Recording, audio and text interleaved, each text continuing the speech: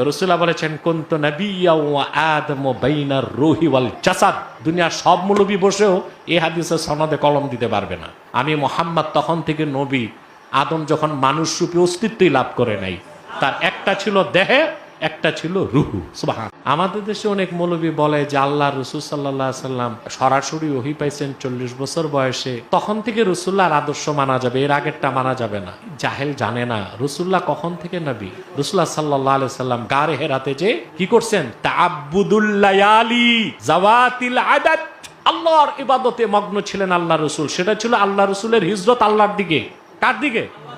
তারপর রাসূলুল্লাহ ইবাদত করতেন। এখন ইবাদতটা কি রকম করতেন? পূর্বের কোন নবী শরীয়তের অনুসরণে? কথা বলেন। আরে যিনি নবীগণের আম্বিয়া, তিনি পূর্বের কার অনুসরণ করবেন?